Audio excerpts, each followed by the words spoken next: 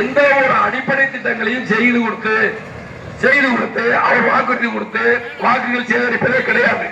இப்ப பாத்தீங்கன்னா உங்களுக்கே தெரியும், இங்க எல்லாம் நிறைய வேலைகள் இருக்கு. இந்த அருகாமையில் இருக்க ஆஸ்பத்திரி, இந்த ஆஸ்பத்திரியில எந்த ஒரு போஸ்ட்மார்டம் வசதியும் கிடையாது. வீரசோல் ஆஸ்பத்திரி இருக்கு, வீரசோல் ஆஸ்பத்திரியில எந்த ஒரு போஸ்ட்மார்டம் வசதியும் கிடையாது. திருச்சி தொகுதிக்கு திருச்சியில தான் மருத்துவமனை இருக்கு, திருச்சியில தான் போஸ்ட்மார்டம் பண்றாங்க. அந்த தலையெழுத்து காலையில இறந்தா சாயந்தரம் போஸ்ட்மார்டம் பண்ணி கொடுத்துறாங்க. முதல் நாள் ஓட்டுகளோ இதுகளோ இறந்தா அன்றைய தினம் அங்க பாத்தீங்கன்னா அங்க ஒரு போஸ்ட்மார்டம் ரூம் இருக்கு. சுத்தமா அந்த போஸ்ட்மார்டம் ரூமுக்கு 4 செவரே கிடையாது, 3 செவர் தான் இருக்கு. அந்த பாடிய நாய், நரி, பெருச்சாலி, எலி எல்லாம் கடித்தது போகத்தான் மிச்சம் அந்த பாடியை போஸ்ட்மார்டம் பண்ணி தர்றாங்க. இதுவரை அங்க திருச்சி மருத்துவமனையில எந்த ஒரு மருத்துவம் கிடையாது. இன்றைய இருக்கின்ற அமைச்சர் அவர் நினைத்தால் ஒரு போன் காலில் இந்த மருத்துவமனையை உடனே எல்லா சலுகையும் செய்யலாம். பொதுமக்கள் மீது எந்த ஒரு அக்கறையும் கிடையாது. காரியாபட்டியில பாத்தீங்கன்னா அங்கேயும் ஒரு மருத்துவமனை இருக்கு.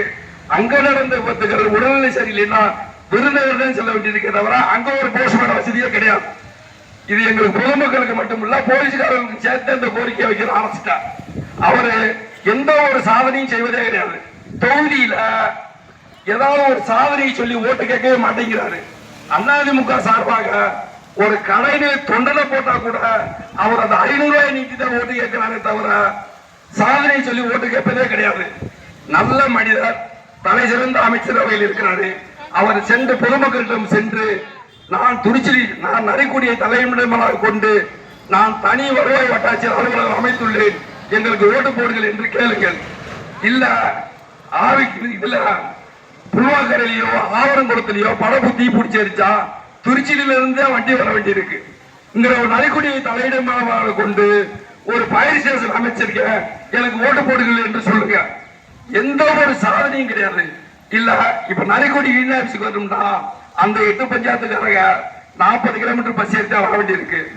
இந்த பக்கத்துல இருக்கிற வெடப்பகுளமும் வேடந்தலும் ரெட்டி வீட்டுக்கு செல்ல வேண்டி இருக்கு.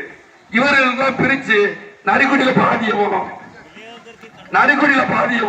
திருச்சியில பாதியும் பிரிச்சு நான் தனியா வட்டார வளர்ச்சி அலுவலகம் நான் கட்டி கொடுத்திருக்கேன் சொல்லி சாதனை கேட்டு ஓட்டு கேளுங்க. இப்படி எந்த ஒரு சாதனையும் சொல்லி ஓட்டு கேட்காம எந்த ஒரு மக்களுக்கு நலத்திட்டங்களையும் செய்யாம தூக்குவாளியை கொண்டாந்து ஓட்டு கேட்கிறார். வெறும் தூக்குவாளிய ஊருக்கு தூக்குவாளியை தூக்கிட்டு தர்றாரு. இப்ப தூக்குவாளியை திறந்து பார்த்தா அதுல ஒண்ணுமே இல்ல. எல்லாமே தூக்குவாளி அமைச்சர் சொல்றாருன்னு சொல்லி கவர்னர் மாளிகை உங்களுக்கு நிதியமைச்சர் பட்டம் கொடுத்தாலும் திருச்சி தொகுதி மக்கள் உங்களுக்கு தூக்குவாளி அமைச்சர் பட்டம் தான் கொடுத்திருக்காங்க என்பதை உங்களுக்கு புரிகிறோம்.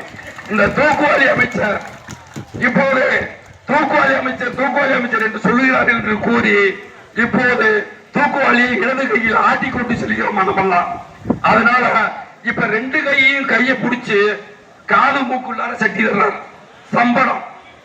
அவர் அந்த சம்பளத்தை பார்த்தீங்கன்னா 2 கையையும் பிடிச்சுக்கிட்டே வீட்டு வரை கொண்டு போயிடுமா. அவர் கொடுக்கிற பொருளுக்கு நம்ம மரியாதை கொடுக்கணுமா. இப்படி அவர் கொடுக்கிறாரு. உங்களுக்கு எப்படி தொழில்துறை அமைச்சரில் இருந்து நிதித்துறை அமைச்சர் கவர்னர் மாளிகை ஒதுக்கியதோ நாங்கள் தூக்குவாளி அமைச்சரில் இருந்து சம்பள அமைச்சரை மாற்றி விட்டோம். இன்று முதல் நீங்கள் சம்பள அமைச்சர் என்று சொல்லப்படுகிறோம். அதனால் நீங்கள் இந்த சம்பளத்தை திறந்து பார்க்கும் போது